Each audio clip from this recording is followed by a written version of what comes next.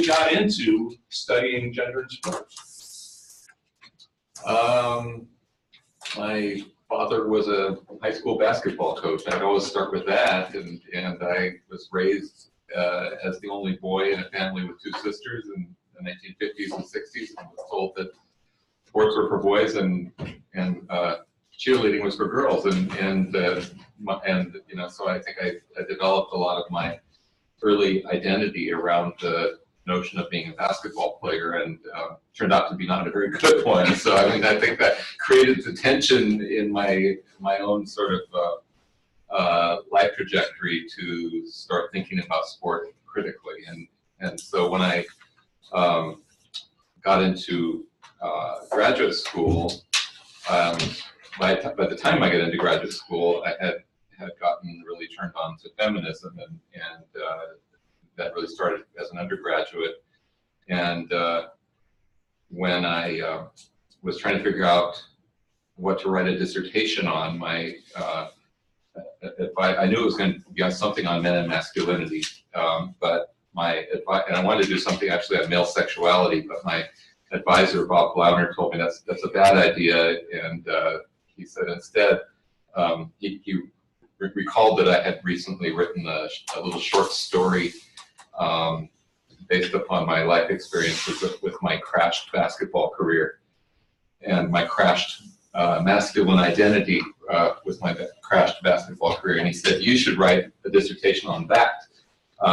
because nobody really has been looking at gender in sports, and it's particularly masculinity in sports. And it sent me scurrying to the library, and I found that there were a few people who in fact were writing on sociology of sport.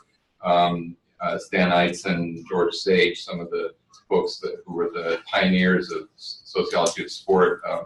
along with Tim Curry, who I think is one of the pioneers in the sociology of sport as well. And I found that there were some women, mostly in the field of kinesiology, who were writing about women's sports, and it was a very, very marginal field, but to the extent that anybody was writing about gender, it was just about women in sports, and men were sort of the unmarked category. So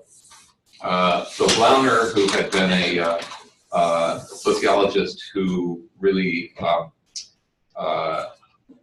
specialized in doing life history interviews, encouraged me to get into using that method with looking at the lives of men who were former athletes, and that became my dissertation, and then eventually the book Power at Play that you mentioned. And I always tell my graduate students it took me about 6 years after I finished my dissertation to turn that into a book, and so I don't recommend that trajectory, but that's the way it worked out. And one of the reasons it worked out that way was, A, I just didn't have a clue how to turn a dissertation into a book for quite a while, but B, I didn't really have a good theoretical book yet. I had a lot of really good data. I had a good kind of nice life course perspective, I think, but the analysis of gender that I was really struggling with was how to center the feminist critique of men's power and privilege and the way that's played out in men's sports, with the understanding that not all men benefit equally from power and privilege, and that in fact, when we look at the experience, for instance, of black men in sport, there's a tremendous amount of costs that are paid there by black men in sports in terms of their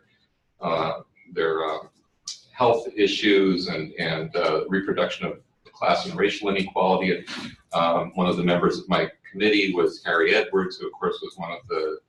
pioneers of studying race and sport. So I wasn't really sure how to grapple with what seemed like two really contradictory points, the sort of ways in which certain guys who really got into sports, especially racialized men, were really marginalized and injured in a lot of ways by playing. I mean, literally injured and figuratively injured. While at the same time, sport as a whole seemed to be an institution that was bolstering these natural conceptions of men's superiority over women. So, so in the meantime, I discovered the work of the sociologist Raewyn Connell, who was back then R.W. Connell, and Australian sociologist who was writing on gender, and introduced these ideas of sort of how to think about masculinity as multiple, not just what we were in the early years, kind of drawing more from the psychologist, that there was a male sex role, but in fact that there were multiple masculinities, and that what Kama called hegemonic masculinity was defined in relation not just to women, but to marginalized and subordinated masculinities. And then I suddenly had my theoretical hook to sort of think about these differences and inequalities among men in sport. And once I got that, then I was able to write a book that had some